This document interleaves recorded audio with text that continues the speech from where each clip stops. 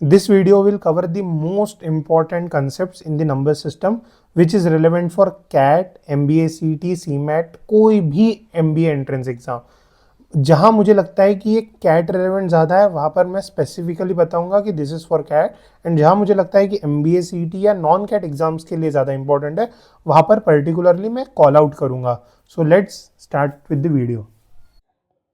आज हम देखेंगे नंबर सिस्टम में सबसे इम्पोर्टेंट कॉन्सेप्ट्स कौन से हैं जो कि रेलेवेंट है cat, CET, CMAT and all the non cat entrance exams that can include even snap, NMAT, mica and multiple other exams.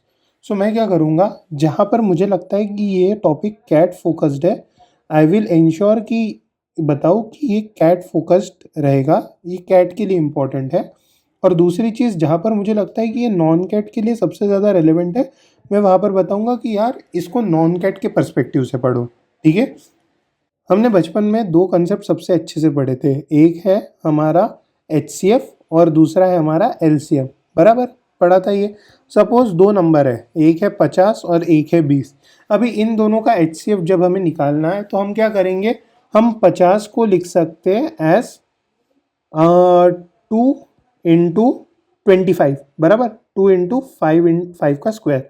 और हम 20 को लिख सकते हैं 2 का स्क्वायर इंटू 5, यानी कि 4 5 20 और 2 इंटू 25 50।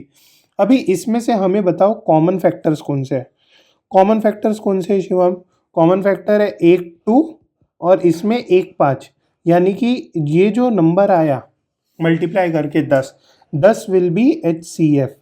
सो यानी कि जितने भी हमने कॉमन फैक्टर्स निकाले उनको अगर हम मल्टीप्लाई करते हैं तो उससे हमें LCM HCF मिलता है। तो फिर LCM क्या है? LCM ऐसा नंबर है, एक एग्जांपल देता हूँ, जैसे ये 20 है और ये एक 50 है। बराबर ये 20 है, ये 50 है।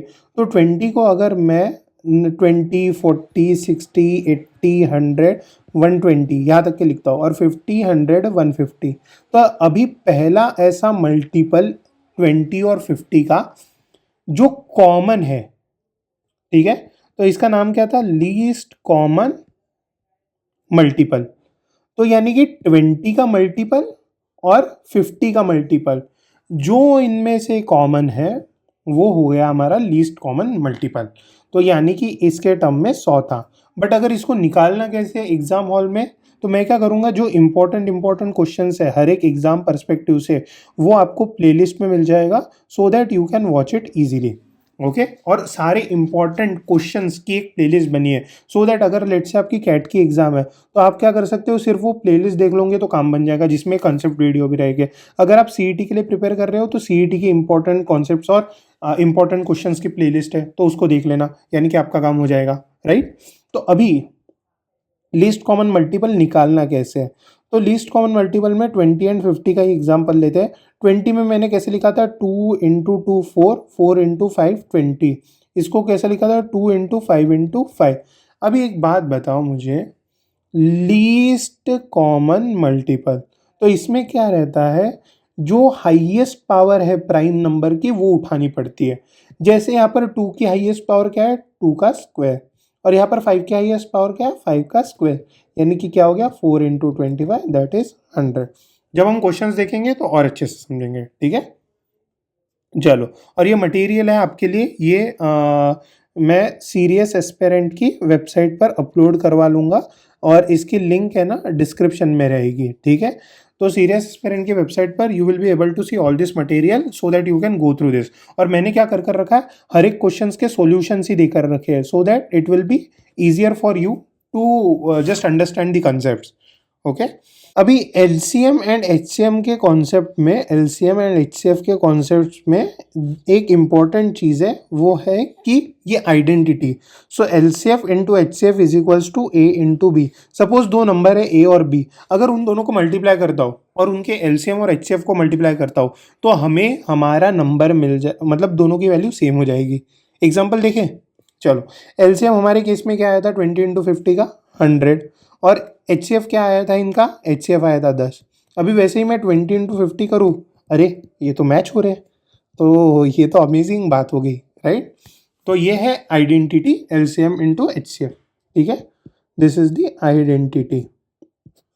और मैंने ये मटेरियल है ना अच्छे से ऑर्गेनाइज फॉर्म में देकर रखा है, सो दैट आपको जो लिखा हुए नोट्स है उनकी ज़रूरत नहीं पड़ेगी। You can just refer to this typed material. Okay,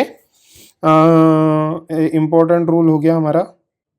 अभी यहाँ पर है ना कुछ कुछ थेरीज है, कुछ कुछ इम्पोर्टेंट प्रॉपर्टीज बोल सकते हैं आप, या रूल्स बोल सकते हैं, या फिर फाइंडिंग्स बोल सकते हैं, anything that you want to say, but this holds true. So coprime का मतलब क्या है? को प्राइम का मतलब है कि सपोज ऐसे नंबर्स जिनका एलसीएम, सो ऐसे नंबर्स जिनका एचसीएफ रहता है 1, जिनका एचसीएफ रहता है 1। जैसे एक बात बताओ, 20 और 37 का एचसीएफ क्या है? इन दोनों का एचसीएफ है 1। वैसे ही तो जहाँ एचसीएफ 1 रहता है उसको बोलते हैं हम को प्राइम नंबर्स। सो अभी एक बात बताओ, जो हमारा एचसीएफ है ना, एक और एक इम्पॉर्टेंट चीज़ है, सपोज एक दो नंबर है ए और बी, इन दोनों के डिफरेंस जो है उसके नीचे ही हमेशा एचसीएफ रहेगा। नहीं समझा? बताता हूँ फिर से। 37 माइनस 20 क्या होता है? 17। तो इन दोनों का एचसीएफ हमेशा 17 से छोटा ही रहेगा। ओके, उसके बाद दो कंसेक्यूटिव नेचुरल नंबर्स जैसे कि 1 2 3 4 5, ये दोनों का जो एचसीएफ रहेगा वो 1 रहेगा। अभी बताओ क्यों? क्योंकि मैंने बताया कि डिफरेंस से इक्वल या छोटा ही एचसीएफ रह सकता है, इसीलिए। ठीक है, तो ये भी हमको समझ में आ गया। To consecutive odd numbers, to consecutive odd numbers मतलब क्या? 3 5 7 9, इन दोनों का डिफरेंस रहता है 2। ठीक है, और इन दोनों का एचसीएफ रहेगा 2 या 2 से छोटा। तो एक बात बताओ, ऑड नंबर्स क्या 2 से डिविजिबल होते? नहीं होते। तो इसका मतलब इन दोनों का एचसीएफ क्या रहेगा? 1 रहेगा। ठीक है, उसके बाद हमेशा दो प्राइम नंबर्स भी को प्राइम रहते हैं। इसका मतलब क्या है? दो प्राइम नंबर्स भी को प्राइम रहते हैं। ये है ना कैट के लिए ज़्यादा रेलेवेंट है, ये इन्फॉर्मेशन कैट के लिए ज़्यादा रेलेवेंट है। सीईटी में उतना काम नहीं आएगा, शायद स्नैप और सीमेट वीमेट जैसे एग्जाम्स में भी काम आ सकता है, बट हाँ जहाँ पर स्पीड बेस्ड एग्जाम है वहाँ पर काम नहीं आएगा उतना। ओके, तो कैट हो गया। तो CAT sorry two prime numbers, two prime numbers मतलब प्राइम नंबर मतलब क्या? आपको ये मालूम है प्राइम नंबर मतलब क्या होता है?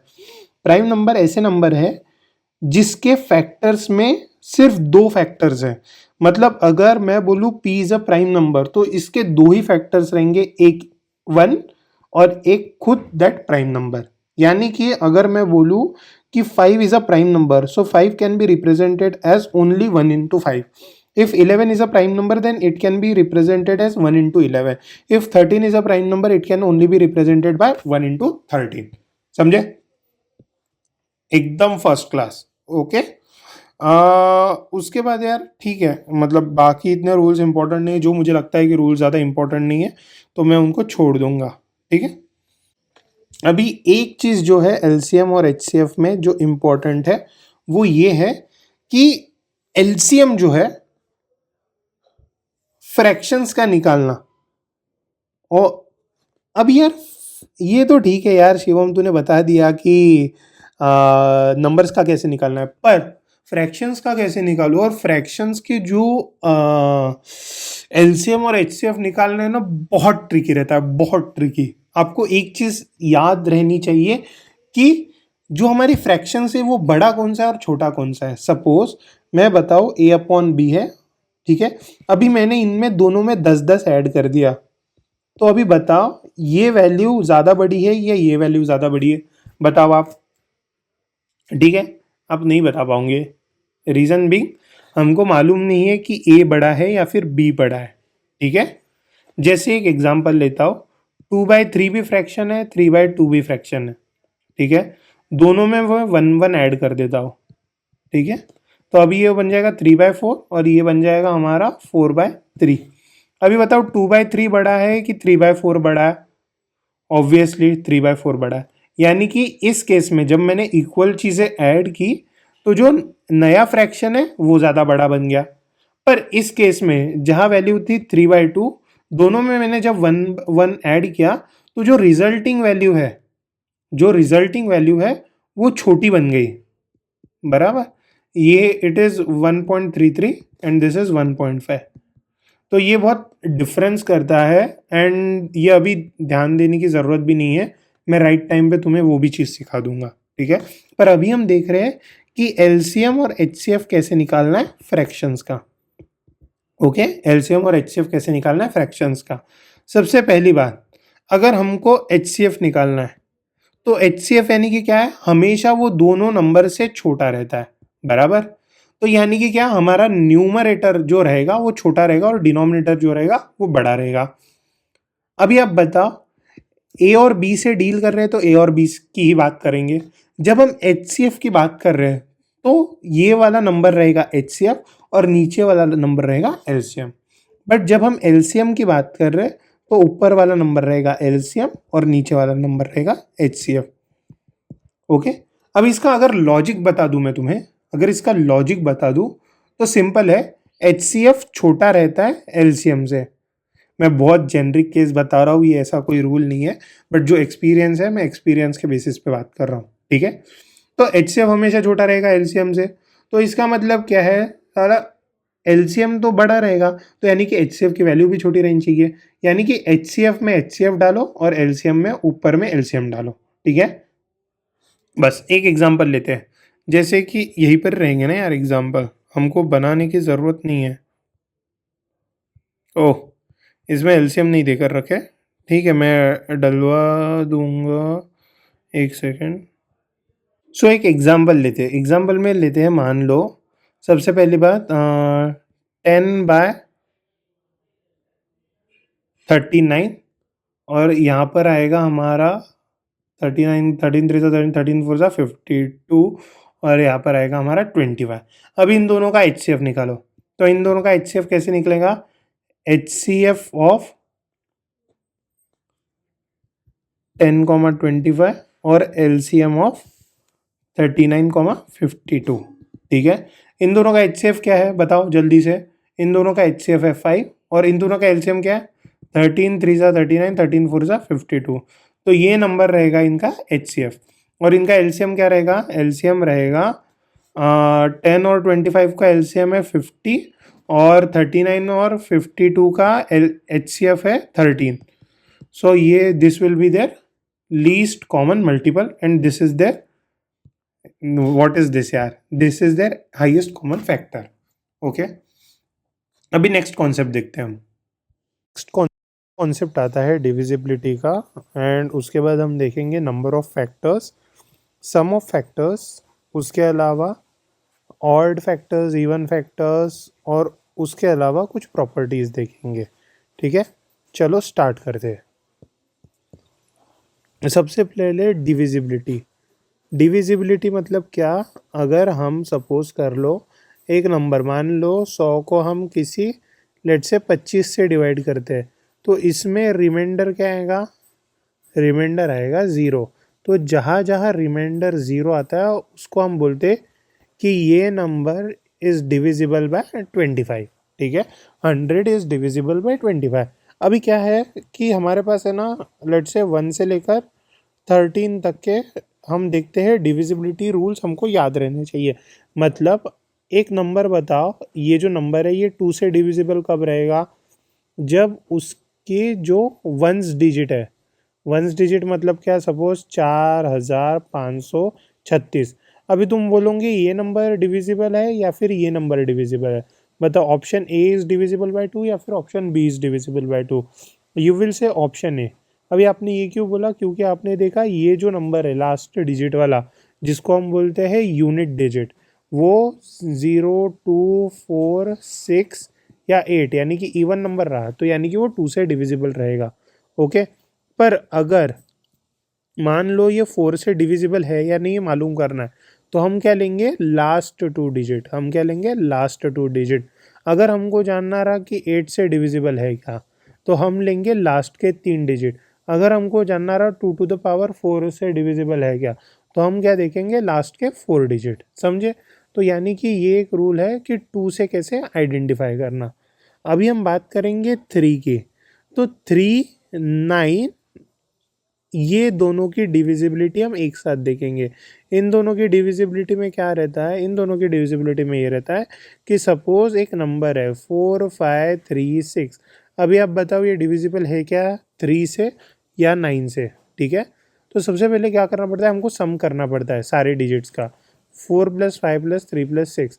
अभी आप देखोगे 9 + 9 दैट इज इक्वल्स टू 18। अभी ये जो नंबर है ये 3 से भी डिविजिबल है।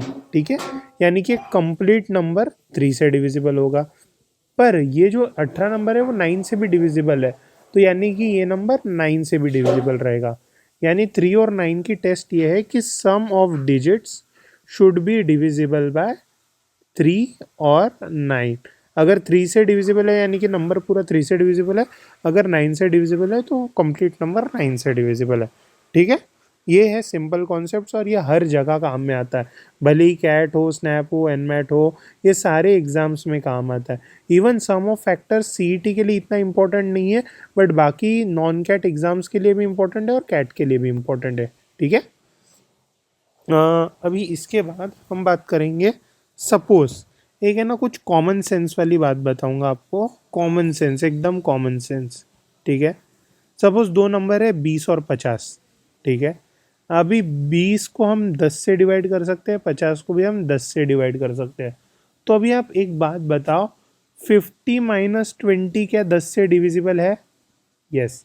यानी कि अगर हम दोनों सम का डिफरेंस लेते हैं या फिर हम ऐड करते हैं तो भी वो नंबर इस कॉमन नंबर से डिविजिबल होगा।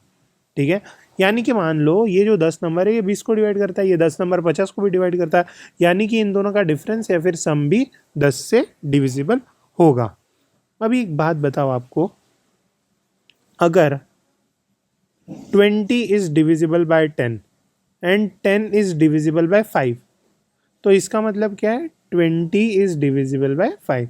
यानी कि अगर ये इस नंबर से डिविजिबल है और ये नंबर किसी और नंबर से डिविजिबल है तो ये दोनों भी डिविजिबल रहेंगे। जैसे कि हाँ, अगर मैं तुमको थोड़ा सा नहीं क्या अलजेब्रा के टर्म्स में बताऊँ, यार थोड़ा थोड़ा है ना अलजेब्रा के टर्म्स में भी बातें करनी चाहिए, ऐसा ना हो जाए कि आपको ध्यान ही ना हो और आप one of the tough exams दे रहे हो। CAT is not that easy exam, बराबर।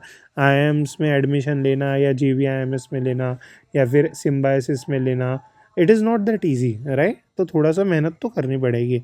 सो हम क्या बोलेंगे, A/B and B is divisible by C। तो जब भी कोई नंबर एक डिविजिबल रहता है तो हम उसको क्या लिखते हैं, A = BQ+R, जहाँ पर Q रहेगा क्वेश्चन, R रहेगा रिमाइंडर। बट जब हम डिविजिबल बोलते हैं तो रिमाइंडर रहेगा 0, तो A=BQ, A=BQ। यानी कि ये जो रहेगा यहाँ पर एक कांस्टेंट टर्म K मान लिया तो हम B को लिख सकते हैं CK। यानी कि इसका मतलब क्या है कि A is divisible by C। समझे, A is divisible by C। Okay, तो ऐसा हो गया। अभी हम देखेंगे फैक्टर्स के बारे में बात करेंगे। हम किसके बारे में, फैक्टर्स के बारे में बात करेंगे। अभी आप बताओ, अगर मुझे बोला कि नंबर ऑफ़ फैक्टर्स निकालो, हम 20 का एग्जाम्पल बोलते हैं, नंबर ऑफ़ फैक्टर्स, तो इसके फैक्टर क्या क्या है बताओ। 1 है, 2 है, 4 है, 5 है, 6 नहीं है, 7 नहीं है, 8 नहीं है, 9 नहीं है, 10 है, और फिर उसके बाद 20 ही रहेगा डायरेक्ट। ठीक है, अभी इसके टोटल टोटल 5 फैक्टर्स है, बट अगर यही नंबर 2000 रहता तो क्या मैं एक एक एक एक दिखता, नहीं दिखता ना। तो क्या करना पड़ता है उसके लिए, एक सिंपल ये है फॉर्मूला। 20 को लिखो उसके प्राइम नंबर्स के पावर के फॉर्मेट में। प्राइम नंबर्स क्या क्या है यहाँ पे, 2 × 2 × 5, बराबर। यानी कि 2 का स्क्वायर इंटू 5, इससे आता है हमारा 20। तो नंबर ऑफ फैक्टर्स में क्या करना पड़ता है, ये जो नंबर है इसमें 1 ऐड कर दो, 1 प्लस यहाँ पर कितना है 1, तो इतने रहेंगे हमारे नंबर ऑफ फैक्टर्स। सो ये क्या हो गया, 3 2 सा 6। अभी यहाँ पर मैंने एक फैक्टर लिखना भूल गया जो कि था the number itself, that is 20। So total factors हो गए हमारे 6। पर अगर मैंने तो अभी नंबर ऑफ फैक्टर्स निकाला, नंबर ऑफ फैक्टर्स कैसे लिख सकते हैं हम, जो पावर है A+1 × B+1। ठीक है, बट अगर मुझे बोल दिया कि इनका सम ऑफ फैक्टर्स निकालो, तो सम ऑफ फैक्टर्स में क्या करना पड़ता है। सपोज ये 2 टू द पावर 2 था, तो इसमें 2 to the power 0 plus 2 to the power 1 plus 2 to the power 2, 5 to the power 0 plus 5 to the power 1। यानी कि ये नंबर के पहले नीचे नीचे नीचे नीचे गिरते जाना चाहिए टिल 0। तो अभी क्या करूँगा, 1 प्लस 2 प्लस 4 एंड 5 प्लस 1। सो ये 5 प्लस 3 7, 7 इंटू 6 दैट इज 42। यानी कि सम ऑफ फैक्टर्स क्या रहेगा, 42 रहेगा। अभी उसके अलावा एक अच्छा कॉन्सेप्ट है या फॉर्मूला कह लो, दोनों में से जो बोलना है आपको, जिसमें आपको ध्यान रखना है कि कोई भी इक्वेशन में, कोई भी फैक्टोरियल में नंबर ऑफ ज़ीरोस कितने हैं, नंबर ऑफ ज़ीरोस कितने हैं, बराबर। नंबर ऑफ ज़ीरोस आप पूछोगे तो उसमें क्या है, सबसे पहले सपोज मान लो n फैक्टोरियल है। तो अभी अगर हम नंबर ऑफ ज़ीरोस की बात करें तो ज़ीरोस में क्या रहता है, आखिरी में ज़ीरो रहता है।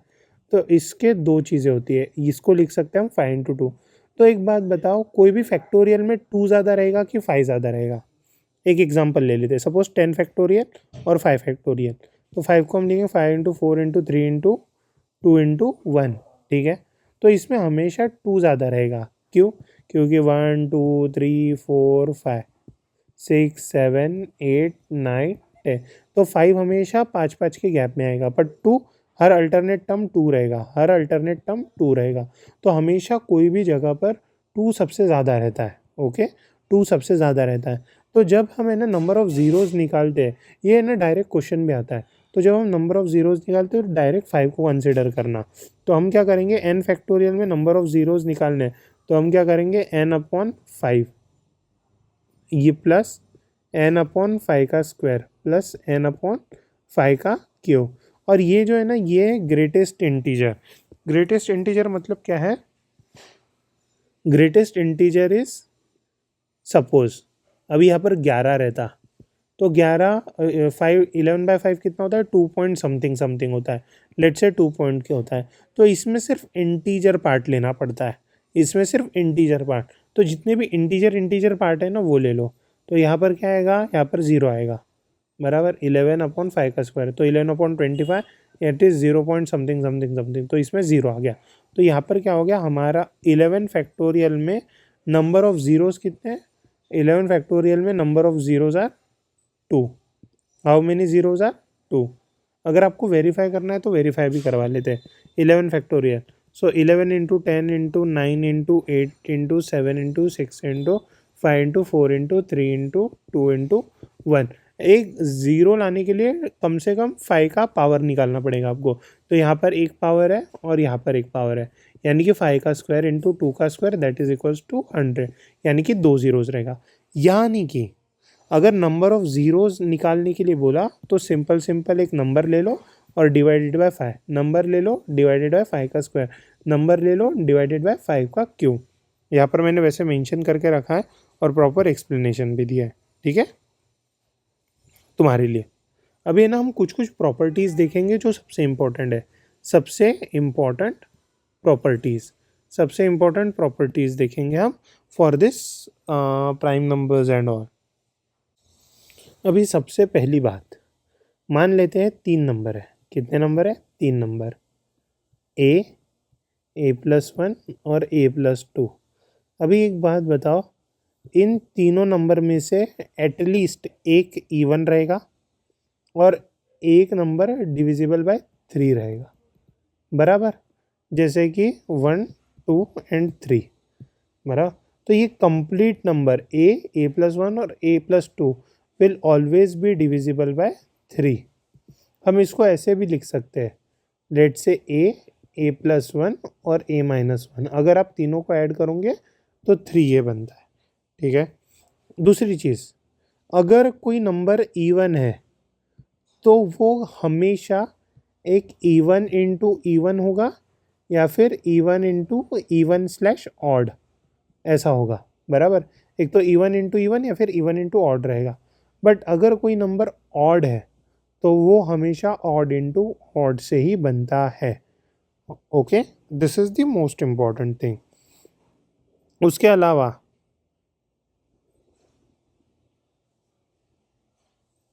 और भी मल्टीपल रूल्स है, बट उन मल्टीपल रूल्स को आप ध्यान रखने की ज़रूरत नहीं है।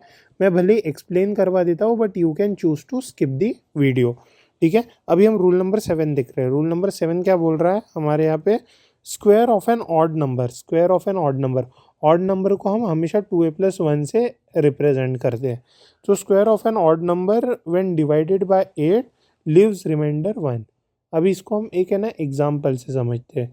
Suppose 2a+1, okay. अभी 2a+1 में सबसे छोटी वैल्यू बता दो कौन सी रहेगी? सबसे ऑड नंबर की छोटी वैल्यू आई थिंक 3 रहेगी, ठीक है, या फिर 1 रहेगी। तो अगर 1 रहा तो 1 डिवाइडेड बाई 8, 1 रिमाइंडर 1 रहेगा। जब 3 का स्क्वायर किया डिवाइडेड बाई 8 तो भी 1 रहेगा, ठीक है। जैसे अगर a की वैल्यू 1 है या फिर a की वैल्यू 2 मान लेते हैं, मुझे ना इसको इक्वेशन के ज़रिए सॉल्व करना है। तो अगर मान लो 2a का इसका स्क्वायर निकालते हैं हम। इसका स्क्वायर क्या रहेगा? ए स्क्वायर यानी कि 4a² प्लस b, 2ab यानी कि 4a प्लस 1/8। अभी एक बात बताओ, 4a² डिवाइडेड बाय ये बाय 2 हो गया, ये क्या हो गया? a बाय 2 हो गया प्लस 1/8 हो गया, बराबर। मैंने सिर्फ डिवाइड किया, मैंने और कुछ भी नहीं किया। अभी इसमें क्या है? a into a+1 divided by 2 plus 1/8। अभी एक बात बताओ, ये दो नंबर, इसमें से एटलीस्ट एक इवन रहेगा, इन दोनों में से एटलीस्ट एक इवन रहेगा, यानी कि ये कम्प्लीटली 0 हो जाएगा और रिमाइंडर बचेगा 1/8, ठीक है। तो जो क्वेश्चन आपको, जो थ्योरम आपको समझ में नहीं आ रही है, उसको आप अलजेब्रा के थ्रू सॉल्व कर सकते हो। बट अगर ये एग्जाम का लास्ट मोमेंट है तो ये करने के बजाय आपको जस्ट पढ़ लेना इज मोर देन सफिशिएंट, ठीक है। Square of an odd number is divisible by 8। Square of an number not divisible by 3 will have remainder 1। हाँ, मतलब नहीं है, बाकी कुछ रूल्स देखकर भी मतलब नहीं है।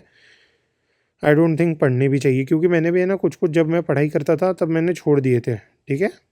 रिमाइंडर थ्योरम की भी ज़रूरत नहीं है, वो हम अपने आप सॉल्व हो जाएंगे, ठीक है, जब भी कोई क्वेश्चन आएगा।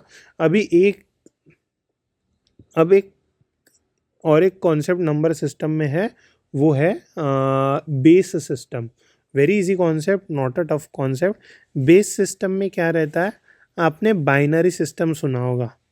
सो there is one system called as binary system, जहाँ पर कोई भी नंबर को हम 0 या फिर 1 के फॉर्म में रिप्रेजेंट करते हैं। देर इज़ डेसिमल सिस्टम, जो हम नॉर्मली यूज़ करते हैं, जो डिजिट्स लेते हैं 0, 1, 2 से लेकर 9 तक के।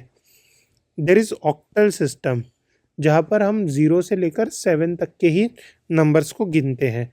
And there is an hexadecimal system.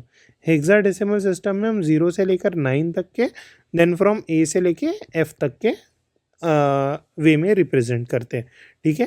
अभी इसमें देखो 0 से 9 की वैल्यू 9 तक के रहती है, फिर ए की वैल्यू 10 है, फिर 11 है, फिर ये 15 हो गई, ठीक है।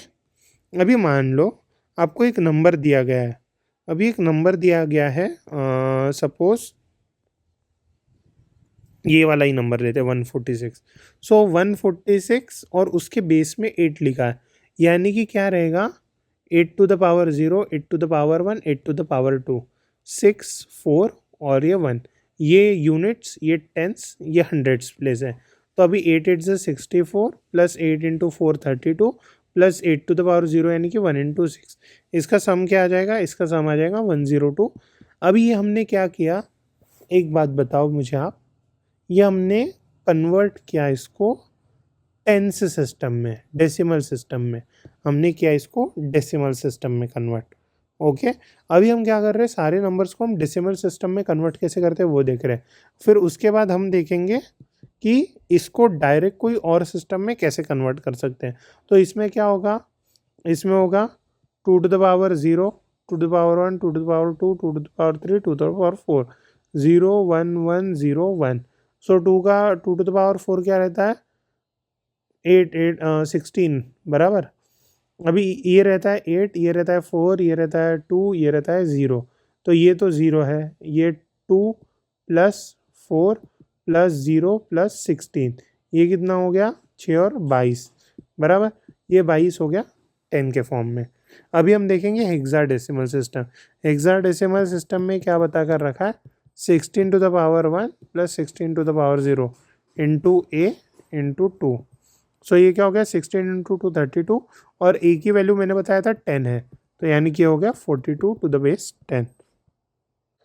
अभी अगर आपको डेसिमल सिस्टम से कोई और सिस्टम में कन्वर्ट करना है, अगर आपको डेसिमल सिस्टम से कोई और सिस्टम में कन्वर्ट करना है, सिंपली वो नंबर को पहले 6 से डिवाइड करो, फिर पहले कोई भी एक डेसिमल सिस्टम को अगर कोई और बेस में कन्वर्ट करना है, ठीक है, कोई भी एक डेसिमल सिस्टम को कोई और बेस में कन्वर्ट करना है, तो सिंपली वो नंबर को डिवाइड करते रहो। फॉर एग्जाम्पल अभी हमको यहाँ पर उन्होंने एक एग्जाम्पल दिया था 347 जो कि 10 के फॉर्म में, डेसिमल के फॉर्म में, उसको बेस 6 में कन्वर्ट करना है। आपको एक बात ध्यान रहनी चाहिए कि कभी भी बेस 6 कैसे रहेगा, 6 square plus 6 to the power 1 plus 6 to the power 0। तो सबसे पहले हम क्या करेंगे, ये नंबर को 6 से डिवाइड करेंगे, इसको 6 के फॉर्म में लिखने की कोशिश करेंगे, ठीक है। 6 5 ज़ा 30, 47, 9 6 ज़ा 54, 8 6 ज़ा 48, यानी कि 7 6 ज़ा 42, 5 आया क्वेश्चन में, तो हम इसको लिख सकते हैं 347 कैन बी रिप्रेजेंटेड है 6 इंटू 57 प्लस 5, यानी कि ये वाला रिमाइंडर आ गया यूनिट प्लेस पे। ओके, तो ये रहेगा 6 टू द पावर 0 की पावर। सो यानी कि इसमें रहेगा लास्ट डिजिट में आएगा 6 टू द पावर 0 में ये। अभी ये 6 इंटू 57, बट हम 57 लिख नहीं सकते, तो हमको क्या लिखना पड़ेगा, 6 इंटू 8 6 ज़ा 48, 9 6 ज़ा 54 प्लस कितना हो गया, 9 6 ज़ा 54 प्लस 3 प्लस 5। तो अभी ये वाला जो नंबर है ये आएगा लास्ट में इंटू 6 टू द पावर 1। अभी ये 6 इंटू 6 इंटू 9 हो गया, हमको 9 नहीं चाहिए, हमको चाहिए 6 इंटू 1 प्लस 3 प्लस 3 प्लस 5, तो यानी कि क्या हो गया 5 3 3 और 1, सो 1 3 3 5, समझे। सो इसको बोलेंगे हम हेक्साडेसिमल फॉर्म में। मुझे मालूम है नहीं समझ में आया होगा, इसीलिए मैं एक सिंपल और एक एग्जांपल लेता हूँ। मान लेते हैं कोई एक नंबर है 549, इसको क्या करना है अपने को, सबसे पहले बेस 6 में कन्वर्ट करना है, ठीक है, मान लेते हैं। तो सबसे पहले इसको 6 इंटू समथिंग के फॉर्म में लिख कर दिखाओ मुझे, प्लस समथिंग, ठीक है। सो 549 डिवाइडेड बाई 6, 6 9 ज़ा 54, 0 9 3, तो यहाँ पर आएगा 3, यहाँ पर आएगा 91। अभी हमारे सिस्टम में हमेशा हमको सारे के सारे नंबर 6 के से छोटे चाहिए, तो इसको क्या लिखेंगे हम, 6 इंटू 15 6 ज़ा 90, 15 प्लस 1 प्लस 3। अभी ये 15 भी बड़ा नंबर है, तो 15 को हम ब्रेक करेंगे, 6 3 ज़ा 18, 6 2 ज़ा 12 प्लस 3, तो इस नंबर को अभी हम क्या लिखेंगे, सारे 6 को इग्नोर कर दो, तो 3 3 2 का डेसिमल, ठीक है, सिंपल। सो ये है अपना बेसिक सिस्टम। अभी ऑलमोस्ट सारे के सारे क्वेश्चंस थे, ये कैट के लिए ज़्यादा इम्पोर्टेंट है और सीईटी के लिए मैंने कभी इसमें ऐसे क्वेश्चंस देखे नहीं है, ना ही स्नैप में एक आध बार पूछा जा सकता है, ठीक है। स्नैप सीमेट में पूछा जा सकता है, बिकॉज ये एग्ज़ाम जैसे सीमेट कवर करता है वास्ट स्कोप, और स्नैप है थोड़ा सा सीईटी के रेलिवेंट एक पेपर। ओके, तो आप है ना इसको अगर सीमेट के लिए प्रिपेयर कर रहे हो तो ज़्यादा फोकस करो, स्नैप के लिए या एनमेट के लिए, स्नैप के लिए कर रहे हो तो कम फोकस कर सकते हो। एनमेट भी इसी जगह पर आता है, सो ये एनमेट के लिए भी इक्वली इम्पॉर्टेंट है। ओके।